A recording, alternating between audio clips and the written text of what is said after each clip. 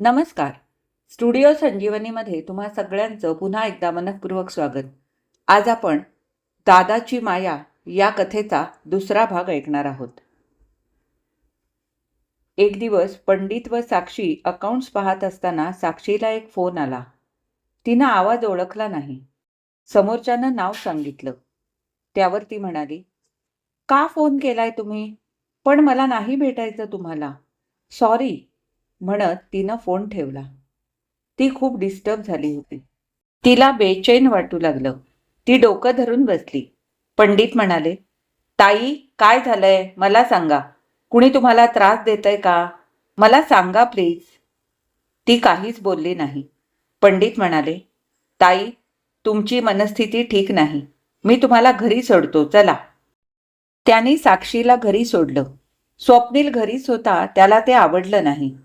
जाताना पंडित साक्षीला म्हणाले, काही लागलंच तर मला फोन करा. काळजी घ्या. कुढत बसू नका.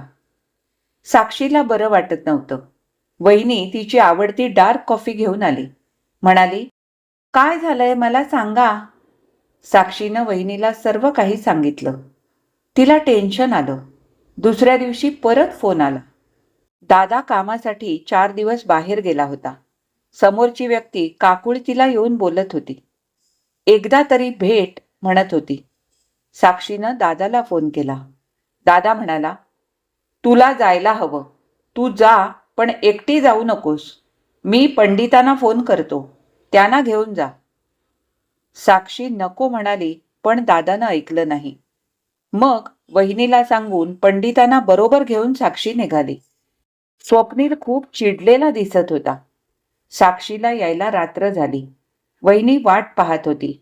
साक्षीनं तिला सगळं सांगितलं. वहिनीला वाईट वाटलं. 4 दिवसांनी दादा आला, त्याला सांगितलं. नेहमीप्रमाणे पंडित 4 दिवसांच्या सुट्टीवर गेले होते. कामाच्या व्यापात डोकं वर काढायला वेळ नव्हता. केतकी कॉलेजच्या स्पर्धेत गाणं म्हणणार होती. तिनं भाग घेतला होता. स्वप्नील तिला गिटारची साथ व कॉलेजची इतर मुलं वाद्याची साथ देणार होती. साक्षीला आवर्जून आत्या तू ये असं केतकीनं बजावलं होतं. दादा नाही, पंडित नाहीत, त्यामुळे कसं जमेल असं तिला वाटत होतं. 6 वाजता पोचायचं होतं. 5:30 वाजले तरी साक्षी ऑफिसचं काम करत होती. तेवढ्यात पंडित आले. म्हणाले, हे काय तुम्ही गेला नाहीत?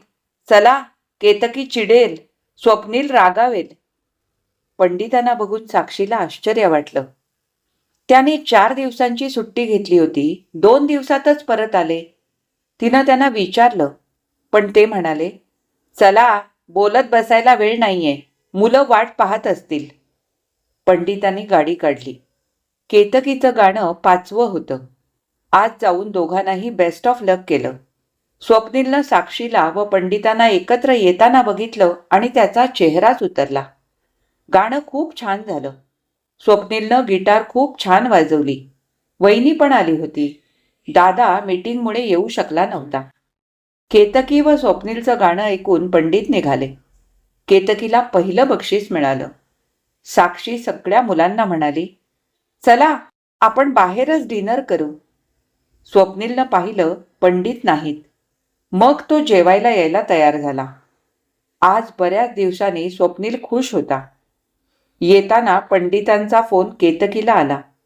केतकीनं पहिलं बक्षीस मिळाल्याचं सांगितलं व म्हणाली, थँक्स काका. मी बोलवलं म्हणून तुम्ही लवकर आलात व गाणं ऐकलत. खूप खूप धन्यवाद. स्वप्नील म्हणाला, तू त्या माणसाला बोलवलंस. एवढा कसला मान देता त्या माणसाला? अरे कोण कुठला तो आपल्याकडचा नोकर. केतकी चिडली व म्हणाली, स्वप्नील तोंड आवर. आपल्या लहानपणापासून ते आपल्याकडे आहेत. बाबांचा किती विश्वास आहे त्यांच्यावर. त्यांच्यामुळे कंपनीला खूप फायदा होतो. आणि प्लीज तू त्यांना अरे तुरे करू नकोस. तुझं असं वागणं बोलणं मला अजिबात आवडत नाही. स्वप्नील काहीच बोलला नाही. दुसऱ्या दिवशी पंडित लवकर घरी आले. येताना 2 बक्षिसं घेऊन आले. अभिनंदन करून केतकी व स्वप्नीलला बक्षिसं दिली. केतकी म्हणाली, कशाला काका? अगं बक्षीस आहे ते, त्याला नाही म्हणायचं नाही. मी काका आहे ना तुझा? केतकीनं बक्षीस उघडून पाहिलं. तिला खूप आनंद झाला. म्हणाली, मला हाच मोबाईल हवा होता. तुम्हाला कसं कळलं? पंडित म्हणाले, काकाला सगळं माहीत असतं. स्वप्नील म्हणाला, मला नको, मी नाही घेणार. पंडितांना वाईट वाटलं, ते निघून गेले. साक्षीला खूप वाईट वाटलं. हा असा का वागतो ते तिला कळतच नव्हतं. वहिनीनं तिला समजावलं, या वयात मुलं अशी वागतात, त्यांच्या कलाकलानं घेऊ. उगाच त्याला काही बोलू नका. मी समजावते त्याला. मुलं मोठी झाली होती. सगळ्यांचे मित्रमैत्रिणी घरी येत होते. कधी नाशिकच्या बंगल्यावर सगळे जात होते, पार्टी करत होते. वहिनी पण आता महिला मंडळात जाऊ लागली. वहिनी घर खूप छान सांभाळत असे. तिन्ही मुलं तिला मी म्हणत अवतीभोवती असत. पण अलीकडे साक्षीला खूप एकटं वाटायचं. ऑफिस आणि घर या पलीकडे तिला जगच नव्हतं. ना मित्र ना मैत्रिणी. ऑफिसमध्ये मोकळं वातावरण असलं तरी ऑफिसमधल्या महिला मालकिणीबरोबर मैत्री कशा करणार? तिचा एकटेपणा वाढला होता. तिन्ही मुलं आपल्या मित्रमैत्रिणींना घेऊन नाशिकच्या बंगल्यावर विकेंडला गेली होती. आज पंडित पण 4 दिवस नेहमीप्रमाणे सुटीवर जाणार होते. दादा, साक्षी व पंडित बोलत होते. तेवढ्यात साक्षीचा फोन वाजला. समोरून जो माणूस बोलत होता त्याला ती म्हणाली, ठीक आहे, मी पोचते, तोवर तुम्ही थांबा. तिच्या डोळ्यात पाणी आलं. दादा घाबरला. तिनं दादाला सगळं सांगितलं. दादा म्हणाला, ठीक आहे, पंडित जाताना तुला सोडतील. माझी उद्या महत्त्वाची मीटिंग आहे. मला तुझ्याबरोबर येता येणार नाही. पण तू प्लीज नीट जा. टेन्शन घेऊ नकोस. नाहीतर असं करतो, मीटिंग कॅन्सल करतो. साक्षी म्हणाली, नको दादा, परदेशातली माणसं आली आहेत. ही मीटिंग खूप महत्त्वाची आहे. कॅन्सल करू नकोस. तू काळजी करू नकोस, मी जाईन. साक्षी पंडितांबरोबर घरी आली. वहिनीला सगळं सांगितलं. 2 कपडे व पैसे घेऊन निघाली. साक्षीला परत यायला रात्र झाली, तोवर मुलं आली होती. स्वप्नीलनं आई कुठे आहे म्हणून वहिनीला विचारलं. वहिनीनं नुसतंच सांगितलं, कामानिमित्त बाहेर गेली आहे, येईल रात्रीपर्यंत. स्वप्नीलनं विचारलं, आई एकटीच गेली आहे का? वहिनी म्हणाली, नाही, जाता जाता पंडित काका सोडणार होते त्यांना. ही गोष्ट स्वप्नीलला खटकली. केतकी म्हणाली, म्हणजे काळजी नाही, पण येताना कशी येणार आहे ती? स्वप्नील म्हणाला, का तो सोडायला येणार आहे? वहिनी कधी नव्हे ती रागवली. म्हणाली, नील, काय बोलतोयस तू? अरे, तुझ्या जन्माच्या आधीपासून ते आपल्याकडे आहेत. कधी वावगं वागत नाहीत की वावगं बोलत नाहीत. तुमच्या प्रत्येकाचा वाढदिवस ते लक्षात ठेवतात. नेहमी कौतुक करतात. पहिल्यापासून त्यांची केतकी जास्त लाडकी. तिचं नाव पण त्यांनीच सुचवलंय. तू आजारी असताना रात्रभर तुझ्याजवळ बसून होते. त्यांनी नेहमी कंपनीच्या फायद्याचा विचार केला. कधी पगार वाढवून मागितला नाही. हेच त्यांचा पगार वाढवत प्रमोशन देतात. फक्त त्यांची एकच अट, महिन्यातून 4 दिवस हक्काची रजा हवी. स्वप्नीलनं पंडितांच्या चारित्र्यावर संशय घेतला. त्यामुळे वहिनीनं रागाच्या भरात हात उगारला, पण मारलं नाही. म्हणाली, तोंड आवर. ते कंपनीचा आधारस्तंभ आहेत. तुझ्या मामाबरोबर भावासारखे राहतात. कधी तुझ्या आईकडे वाकड्या नजरेनं पाहिलं नाही. दोघांच्याही पाठीशी कायम उभे असतात आणि तू त्यांच्याबद्दल असं बोलतोस? लाज नाही वाटत? स्वप्नील काहीच बोलला नाही. रूममध्ये निघून गेला. साक्षी आली. सगळं शांत शांत होतं. वहिनी पण काही बोलली नाही. साक्षीनं विचारलं तर म्हणाली, काही नाही, तिकडे झालं ना सगळं व्यवस्थित? तुम्ही ठीक आहात ना? फ्रेश व्हा, मी तुमच्यासाठी कॉफी करते. साक्षी फ्रेश व्हायला गेली. स्वप्नील झोपला होता. त्याला विचारलं, का झोपलास इतक्या लवकर? बरं नाही का? दमलास का? स्वप्नील म्हणाला, आलीस? एकटी आलीस? पंडित काका नाही आले? ती म्हणाली, नाही, मला सोडून ते त्यांच्या सुटीवर निघून गेले. मी कॅब करून आले. साक्षीला स्वप्नीचं बोलणं खटकलं, पण ती काही बोलली नाही. पंडितांनी रात्री फोन केला. विचारलं, पोचलात ना तुम्ही घरी? सगळं झालं ना व्यवस्थित? आता जास्त विचार करू नका. ठेवतो फोन. Good night. स्वप्नील तिथेच होता. म्हणाला, गुड नाईट म्हणजे आज तुला झोप चांगली लागणार. साक्षीला राग अनावर झाला. तिनं स्वप्नीलच्या थोबाडीत मारली. आयुष्यात पहिल्यांदा तिनं स्वप्नीलला मारलं असेल. तो जोरात ओरडला. जोर जोरात बोलू लागला. वहिनी आवाज ऐकून वर आली. स्वप्नीलला घेऊन गेली. त्या दिवसापासून स्वप्नीलनं साक्षीशी बोलणं बंद केलं. 2 दिवसांनी पंडित आले. साक्षी व ते काम करू लागले. साक्षीमधला फरक त्यांना जाणवला. पंडित म्हणाले, तिकडे गेला होतात? तिथे काही त्रास झाला का? कुणी काही बोललं का? साक्षी मानेनच काही नाही म्हणाली. पुढे 2 दिवस ऑफिसला गेलीच नाही. तिसऱ्या दिवशी पंडित घरी आले. वहिनीनं त्यांना, बसा, मी ताईंना बोलवते, असं सांगितलं. त्यांना साक्षीच्या सह्या हव्या होत्या, म्हणून ती साक्षीला बोलवायला वर गेली. तेवढ्यात स्वप्नील आला आणि म्हणाला, तरी मी म्हटलं तुम्ही कसे आला नाहीत? 2 दिवस चैन कसं पडलं तुम्हाला? पंडितांना खूप राग आला. ते म्हणाले, सह्या घ्यायच्या होत्या म्हणून आलो होतो. स्वप्नील म्हणाला, मग हे काम नोकर किंवा ड्रायव्हर पण करू शकला असता. पण तुम्हाला कारण हवं होतं ना, म्हणून आलात. 50शी आली तरी मजनू बनताय. बरोबर आहे, कंपनी बंगला यावर डोळा असणार, नुसता सभ्यपणाचा आव. हे बोलणं येता येता साक्षी व वहिनीनं ऐकलं. साक्षी म्हणाली, स्वप्नील, थोबाड आवर. अरे कुणाशी बोलतोयस तू याचा विचार तरी कर. ती स्वप्नीलच्या अंगावर धावून गेली. पंडित उठले. म्हणाले, थांबा ताई, मारू नका त्याला, काहीच बोलू नका.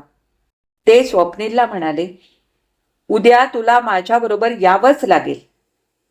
स्वप्नील उन्मत्तपणे म्हणाला, येणार नाही, जा. उद्या तयार राहा 6 वाजता. तुझी आई, तुझा मामा व मी आपण सकाळी निघतोय. तयार राहा, असं म्हणून पंडित निघून गेले. रात्रभर साक्षी व स्वप्नीलला झोप लागली नव्हती. सकाळी 6 वाजता पंडित आले. म्हणाले, मी विनंती करतो तुम्हाला, त्याशिवाय स्वप्नीलच्या मनातला गैरसमज दूर होणार नाही. ताईंबद्दल स्वप्नीलचं मन कलुषित झालं आहे. मी रागानं निघून गेलो तर या ताईंवर अन्याय होईल. मी खूप मोठी शिक्षा इतकी वर्ष भोगतोय, आता मला आणखीन भोगायची इच्छा नाही. स्वप्नील आयुष्यभर त्याच्या आईपासून दूर राहील व त्याला कारणीभूत मी असेन. मी स्वतःला माफ नाही करू शकणार. पंडित कसे आहेत हे सगळ्यांना माहीत होतं. त्यामुळे स्वप्नीलच्या मनातला गैरसमज दूर करण्याची गरज सगळ्यांनाच वाटली. दादानं स्वप्नीलला समजावलं, चल, ते काय म्हणतात ते तर पहा. तुला नाही पटलं तर बघू पुढे काय ते. सगळे पंडितांबरोबर निघाले. प्रवासात 5-6 तास कुणीही कुणाशी बोललं नाही. गाडी थांबली. सगळे उतरले. पाहतात तर महिलांचा आश्रम होता. ज्यांना वेड लागलं आहे किंवा मनोरुग्ण किंवा ज्याने आपली स्मृती गमावली आहे, अशा स्त्रियांसाठीचा आश्रम होता. सगळे आत गेले. तिथले लोक म्हणाले, साहेब, यावेळी लवकर आलात. आत्ताच तर येऊन गेलात ना. पंडित शांतपणे म्हणाले, हो, हे माझे नातेवाईक आहेत. त्यांना भेटायचं आहे वसुधाला. सगळे लोक अवाक झाले. त्यांचे चेहरे सांगत होते, मग इतकी वर्ष हे लोक कुठे होते? आता एकदम कसे उगवले? आतून एक आया एका बाईला घेऊन आली. ती बाई खूप सुंदर होती. उंच, गोरीपान, घारे डोळे, लांबसडक केस. पंडित म्हणाले, ही माझी पत्नी वसुधा. ती आल्या आल्या पंडितांना बिलगली. ती त्यांच्याकडे काहीतरी मागत होती. पण पंडित अचानक निघाल्यामुळे त्यांनी काहीच आणलं नव्हतं तिला द्यायला. तिला प्रेमाने जवळ घेत म्हणाले, पुढल्या वेळेला येताना आणीन नक्की. तिच्या डोक्यावरून हात फिरवला. तिच्या कपाळाचं चुंबन घेतलं व आयाला तिला आत घेऊन जायला सांगितलं. तिला जायचं नव्हतं. ती खूप आरडाओरडा करायला लागली. त्या बाईला मारायला लागली, धावायला लागली. तिला सगळ्यांनी पकडलं, इंजेक्शन दिलं. तशी ती सेकंदात शांत झाली. पंडितांनी सगळ्यांना परत गाडीत बसवलं. गाडी सुरू झाली, परत थांबली. तिथे एक बंगलेवजा छोटं घर व छोटीशी बाग होती. सगळे खाली उतरले. पंडितांनी कुलूप काढलं. घर एकदम टापटीप स्वच्छ होतं. सगळ्यांना बसा म्हणाले व त्यांनी बोलायला सुरुवात केली. आत्ता जिला तुम्ही भेटलात ती माझी पत्नी वसुधा. तिच्या बाबांचा बिझनेस होता. मी त्यांच्या कंपनीत नोकरी करत होतो. वसुधाचं व माझं प्रेम जमलं. माझ्याकडे वडिलोपार्जित खूप मोठं घर व आवार होतं. आई बाबा लवकर गेले त्यामुळे मी एकटाच होतो. वसुधाच्या बाबांना आमचं प्रेम प्रकरण कळलं. ते खूप चिडले. त्यांनी मला नोकरीवरून काढून टाकलं. मी नोकरीच्या शोधात फिरत होतो. एक दिवस वसुधा माझ्या घरी आली व म्हणाली, मी बाबांचं घर सोडून तुझ्याकडे कायमची निघून आले आहे. मी तुझ्याशिवाय नाही राहू शकत. मी तिला म्हणालो, माझ्याकडे सध्या नोकरी नाही. तू बड्या बापाची लेक. तू राहशील का इथे? ती माझ्यावर जीवापाड प्रेम करत होती. मला म्हणाली, तू असशील तर मी कुठेही राहू शकेन. मी तिला खूप समजावलं. तू आत्ता घरी जा. मला नोकरी लागली की आपण लग्न करू. पण ती नाही जाणार म्हणाली. ती म्हणाली, माझे पप्पा माझं लग्न माझ्या आत्याच्या मुलाबरोबर करून देणार आहेत. मी नाही जाणार. ते पैशांच्या जोरावर काहीही करतील. मग आम्ही रजिस्टर्ड लग्न केलं. आमच्या नशिबानं मला नोकरी मिळाली. तिला कामाची अजिबात सवय नव्हती. तिला साधा चहासुद्धा करता येत नव्हता. तरीही तिला जमेल तसं आनंदानं घरातली सगळी कामं करत होती. मग मी जुनं घर विकलं व हे घर विकत घेतलं. आम्ही इथे राहायला लागलो. तिला मुलीची खूप आवड. पहिल्यांदा तिला दिवस राहिले. खूप खुश होती. 4 महिने झाले ही वर गच्चीत गेली होती. येताना पाय घसरून पडली व मिसकॅरेज झालं. त्यानंतर 3 वेळा तसंच झालं. डॉक्टर म्हणाले, प्रकृती नाजूक आहे, तुम्ही मूल दत्तक घ्या. वसुधा अजिबात दत्तक मुलगी घ्यायला तयार नव्हती. मी तिला समजावलं, पण तिनं हट्ट केला. मग आम्ही ट्रीटमेंट सुरू केली. दिवस राहिले. 9 महिने बेड रेस्ट होती आणि आमच्या आयुष्यात आम्हाला हवा तो दिवस आला. आम्हाला मुलगी झाली. वसुधा खूप खूप खुश होती. 4 दिवसांनी बाळ घरी आणायचं होतं. मी सगळी व्यवस्था केली, पण नियतीच्या मनात वेगळंच होतं. 3ऱ्या दिवशी बेबीला श्वास घ्यायला त्रास होऊ लागला. कसलं तरी इन्फेक्शन झालं व ती गेली. वसुधाला याचा खूप मोठा शॉक बसला व तिला वेड लागलं. सुरुवातीला मी घरी राहून सुधारण्याचा प्रयत्न केला. ती व्हायलंट होऊ लागली. पण मी घरात बसून चालणार नव्हतं. तिच्या औषधांसाठी, आमच्या चरितार्थासाठी मला पैशांची गरज होती. त्यासाठी मला नोकरी करणं गरजेचं होतं. तिच्यासाठी मी घरात बाई ठेवली. ती बाई पण वसुधाला मारायची. मग मी तिला आश्रमात ठेवलं व नोकरी करू लागलो. मग मला दादा भेटला. त्यानं मला ऑफर दिली. मी अट घातली, 4 दिवस सुट्टीची. दादानं ती मान्य केली. मी महिन्यातून तिला 4 दिवस घरी आणतो. स्वतःच्या हातानं स्वयंपाक करून तिला जेवू घालतो. तिला हवी ती वस्तू आणून देतो. तिला गजरा खूप आवडायचा. येताना खूप गजरे घेऊन येतो. मला ओळखते, पण तिला एकटीला घरात ठेवणं अशक्य आहे. अजूनही तिला वेडाचे झटके येतात. इंजेक्शन द्यावं लागतं. ते पण द्यायला मी शिकलो आहे, पण मी तिला नाही सोडू शकत. कारण ती माझ्यावर विश्वास ठेवून सगळं वैभव सोडून माझ्याकडे आली. माझ्यावर स्वतःपेक्षा जास्त प्रेम केलं तिनं. माझंही तिच्यावर खूप प्रेम आहे. स्वप्नील, तुझी आई तुझ्या गेलेल्या बाबांना, जे परत कधीही येणार नाहीत, कधी दिसणार नाहीत, त्यांना विसरली नाही, तर मी माझ्या जिवंत बायकोला कसा विसरू? अजून एक गोष्ट तुला दाखवतो. ते सगळ्यांना बेडरूममध्ये घेऊन गेले. स्वप्नील समोरचं दृश्य पाहून अवाक झाला. तिथे केतकीचे अनेक फोटो लावलेले होते. अगदी तान्ही असल्यापासून आत्तापर्यंतच्या प्रत्येक वाढदिवसाचे फोटो त्या बेडरूममध्ये लागलेले होते. स्वप्नील म्हणाला, केतकीचे फोटो? पंडित म्हणाले, हो. हा हा बघितलास फोटो? हा फोटो तुमच्या केतकीचा नाहीये. हा माझ्या केतकीचा फोटो आहे. दुसरा फोटो तिथे लावलेला होता. पंडित म्हणाले, हा फोटो तुमच्या केतकीचा आहे. आहे ना साम्य 2 फोटोंमध्ये? स्वप्नील हो म्हणाला, कारण खरोखरच दोन्ही फोटो केतकीचेच वाटत होते. पंडित बोलू लागले, मी तुमच्याकडे जॉईन झालो. दादाला 1 वर्षातच मुलगी झाली. मी आलो होतो तेव्हा नाव काय ठेवायचं असा विषय चालला होता. मी मुलीला पाहिलं. सेम टू सेम आपल्या मुलीसारखी कशी दिसते ही मुलगी. मग मी केतकी नाव सुचवलं. कारण मी व वसुधानं आमच्या मुलीचं नाव केतकी ठेवायचं ठरवलं होतं आणि दादानं मुलीचं नाव केतकी ठेवलं. मला खूप आनंद झाला. त्या दिवसापासून तुमची कंपनी सोडायची नाही असं ठरवलं व प्रत्येक वाढदिवसाला मी तिचे फोटो काढून माझ्या व वसुधाच्या बेडरूममध्ये लावू लागलो. त्या दिवशी केतकीचा फोन आला. मला म्हणाली, कॉलेजला कॉम्पिटिशन आहे. मी गाणं म्हणणार आहे. तुम्ही नक्की या. म्हणून मी आलो. हा बघ, तिचं गाणं म्हणतानाचा फोटो. अरे, माझी मुलं मी तुमच्यात पाहत होतो. माझी केतकी मी दादाच्या मुलीत पाहत होतो. मला हे कधीच कुणालाही सांगायचं नव्हतं, कारण मला सहानुभूती नको होती. राहिला प्रश्न तुझ्या आईचा. मला कळायचं, तुम्ही प्रत्येकजण आपल्या मैत्रिणींबरोबर जात होतात. साक्षीताईंचं काय? त्यांच्या मनाला कधी मोकळं व्हावंसं वाटत नसेल? कधीतरी आपल्या मनातल्या भावना, मनातलं दुःख कुणाला तरी सांगावं असं नसेल का वाटलं? लहान वयात नवरा गेला, सासर तुटलं, तू पदरात म्हणून तिनं भावनावश व्हावं का?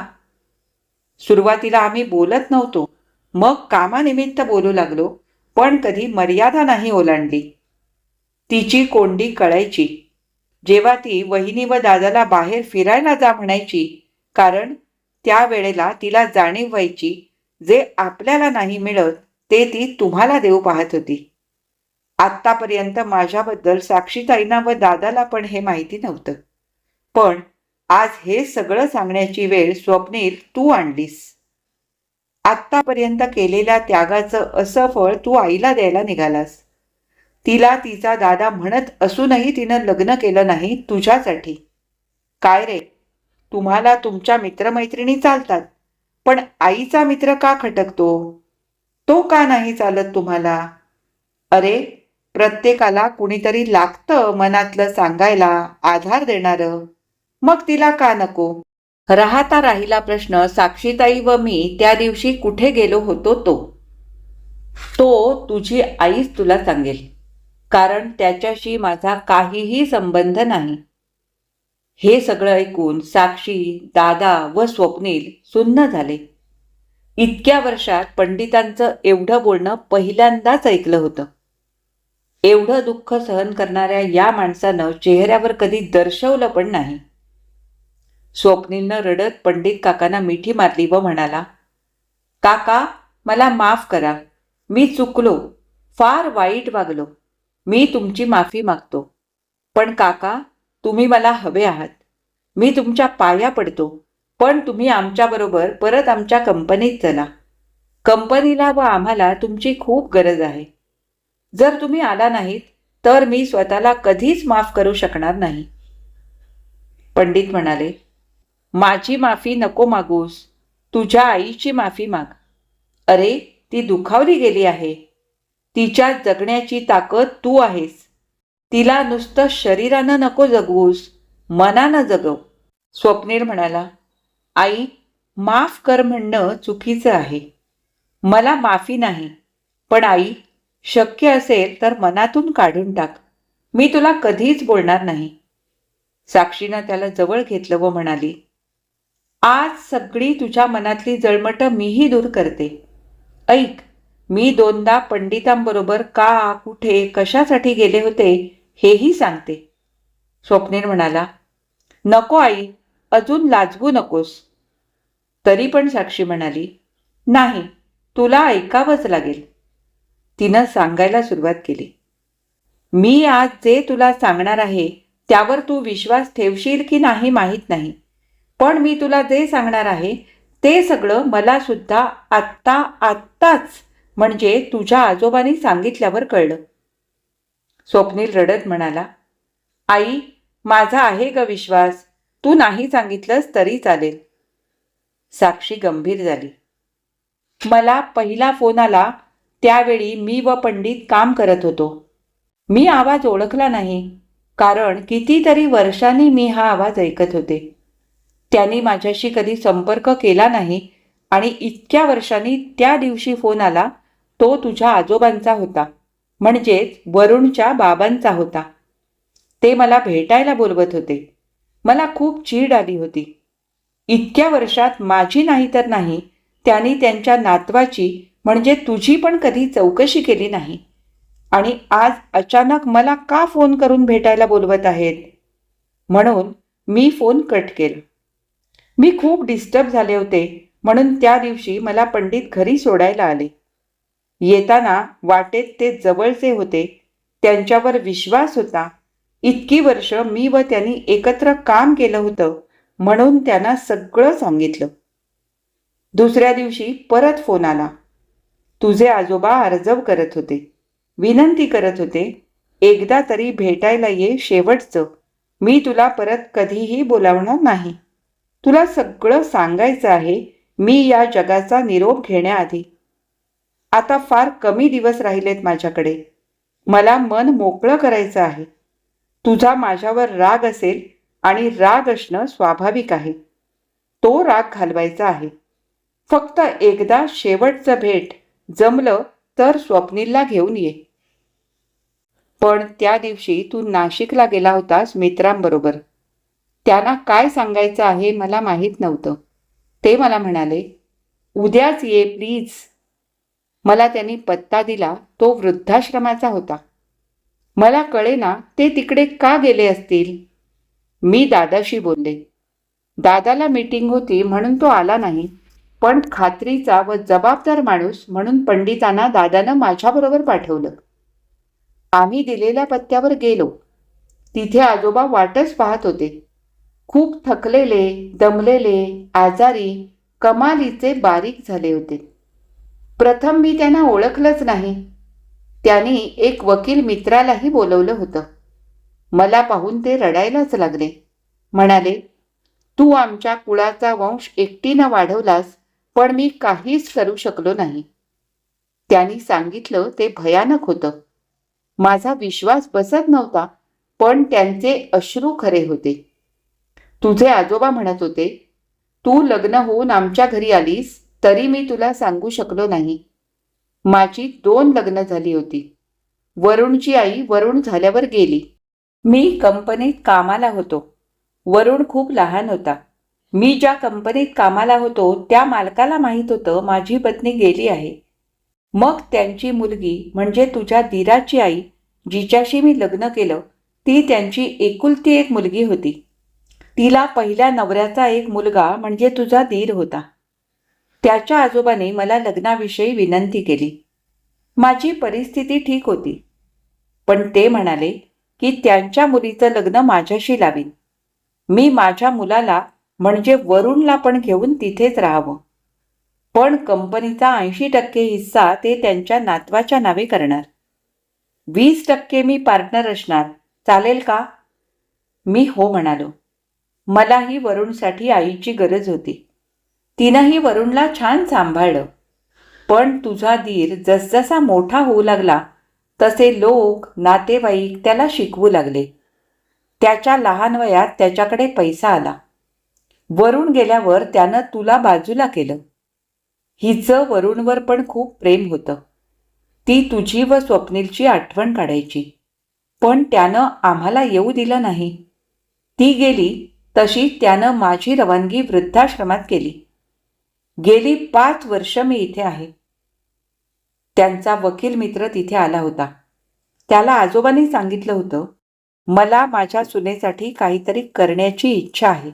म्हणून वकिलातर्फे धीराकडे 20% हिस्सा मागितला व वरुणच्या आईचे दागिने जे मला लग्नात घातले होते ते सगळे त्यांनी मला दिले आणि म्हणाले, कृपा करून नाही म्हणू नकोस. तुला नको असेल तर माझ्या नातवासाठी तरी प्लीज ठेव. या म्हाताऱ्याची शेवटची इच्छा आहे. असं म्हटल्यावर मी काय बोलणार? मी ते घेऊन घरी आले. तिकडून निघताना त्यांचे वकील मित्र म्हणाले, यांना कॅन्सर आहे, लास्ट स्टेज आहे, शक्य असेल तर फोन करत जा. हे कळल्यावर मी त्यांना माझ्या घरी चला म्हणाले, पण ते नाही म्हणाले. मी घरी आले. मला खूप वाईट वाटलं. मी हे सगळं दादा वहिनीला सांगितलं. घरी गेल्यावर आजोबांनी दिलेलं मी सर्व तसंच कपाटात ठेवलं. ते तू घरी गेल्यावर उघडून बघ, कारण त्यात काय आहे ते मी अजूनही पाहिलेलं नाहीये. ते मी सगळं तसंच्या तसं तुझ्या लग्नात आजोबांची भेट म्हणून तुला देणार होते. मी घरी परतल्यावर आजोबांना अधूनमधून फोन करत असे. अलीकडे फोनवर ते दमायचे, त्यांचा आवाज खोल जायचा. त्यांना वरुणची खूप आठवण येत असे. मला म्हणाले, माझा वरुण असता तर आज तू, माझा नातू माझ्याजवळ असता. माझ्यावर ही वेळ आली नसती. पण मी तरी काय करणार होते? आणि एक दिवस दादा, मी व पंडित मीटिंगमध्ये असताना आश्रमातून फोन आला, तुझे आजोबा गेल्याचा. फोन दुपारी आला. पंडित नेहमीप्रमाणे 4 दिवस सुट्टीला जायला निघाले होते. दादाला परदेशातल्या माणसांबरोबर मीटिंग होत्या, म्हणून त्या दिवशी मला पंडितांनी आश्रमात सोडलं. तिथे आजोबांचे अंत्यसंस्कार झाले. मग पंडित त्यांच्या कामाला गेले. म्हणजेच आज कळलं ते वसुधाताईंना भेटायला आले असणार. मला तिथून निघायला रात्र झाली. मी घरी आले तेव्हा तुम्ही मुलं आला होतात. मी घरी नीट पोचले की नाही विचारायला पंडितांनी फोन केला. माझी मनस्थिती ठीक नव्हती हे त्यांना माहीत होतं, कारण या सगळ्यामुळे मी मानसिक आणि शारीरिक खूप थकले होते. तुला त्यावेळीही संशय आला. वहिनीला सगळं माहीत होतं. दादा आल्यावर त्यालाही सांगितलं. बाळा, तुला मोठा करताना मी माझा कधीच विचार केला नाही. सतत सगळं वहिनीला व दादाला सांगत असे. थोडंफार पंडितांना माहीत होतं, कारण कामानिमित्त बऱ्याच वेळा आम्ही एकत्र असायचो. त्यांचं अदबीनं वागणं, मोजकं बोलणं, योग्य निर्णय यामुळे माझा त्यांच्यावर विश्वास बसला होता. मलाही सगळ्या गोष्टी शेअर करायला कुणी नव्हतं. पण तुझी शपथ, त्यांच्याबद्दल मी कधीही वेगळा विचार केला नाही. एक योग्य मार्गदर्शक, एक जाणकार माणूस व मित्र आणि आपल्या कंपनीचा हितचिंतक हीच भावना माझ्या मनात होती. स्वप्नील म्हणाला, आई, तुझा त्याग, समर्पण मी नाही समजू शकलो. तू महान आहेस. काका, खरंच मला आत्ता कळलं, पैसा, बंगला, गाडी हे महत्वाचं नाही. मनातलं दुःख सांगायला माणूस लागतो विश्वासाचा. 1.5 वर्षाच्या संसारात माझ्या आईच्या वाट्याला किती दुःख आलं असेल. त्यावर ती जगली. माझ्यासाठी बाबांना विसरली नाही. पण मी समजून घेतलं नाही. मी यापुढे कधीही बोलणार नाही. जमलं तर माफ करा. तेवढ्यात मिमीचा फोन आला. खूप काळजीत होती ती, बेचैन होती. आणि शेवटी तिनं तिच्या नीलला फोन लावला व पहिला प्रश्न विचारला. नील, तू ठीक आहेस ना? तुझी मिमी आहे तुझ्याबरोबर. तू काळजी करू नकोस बाळा. स्वप्नील म्हणाला, मिमी, मी ठीक आहे. आम्ही सगळे येतोय. तू काळजी करू नकोस. तेवढ्यात पंडित आत गेले. कपाटातून एक पत्र आणलं व म्हणाले, हे केतकीसाठी. दादा म्हणाला, पंडित, हे काय आहे? दादानं पत्र उघडून पाहिलं तर पंडितांनी त्यांच्या व वसुधाच्या पश्चात त्यांचं घर, पैसा व गाडी सगळं केतकीच्या नावावर केलेलं होतं. दादानं विचारलं, हे कशासाठी? पंडित म्हणाले, माझ्या लेकीसाठी, केतकीसाठी. सगळे घरी परत आले. स्वप्नीलच्या बोलण्यात, वागण्यात खूप बदल झाला होता. तोही कंपनीच्या कामात लक्ष घालू लागला होता. काही दिवसांनी केतकी म्हणाली, आत्या, आता मला चालेल स्वप्नील नवरा म्हणून. त्यावर स्वप्नील म्हणाला, थांब, आधी मी पंडित काकांना विचारतो की मी त्यांना जावई म्हणून पसंत आहे का. सगळे जोरात हसले आणि म्हणाले, हम साथ साथ है. ही कथा इथेच संपली. आज मी वाचलेला दादाची माया या कथेचा दुसरा भाग तुम्हाला कसा वाटला हे मला कमेंट करून अवश्य कळवा. आवडला असेल तर लाईक करा, जास्तीत जास्त शेअर करा आणि माझ्या चॅनलवर नवीन असाल तर चॅनलला सबस्क्राईब करून सोबतचं बेल आयकॉन दाबायला अजिबात विसरू नका. आणि हो, हाईप द्यायला सुद्धा अजिबात विसरू नका. आता आपण पुन्हा भेटू अशाच एखाद्या छानशा कथा वाचनासाठी. तोपर्यंत मी तुमचा निरोप घेते. धन्यवाद.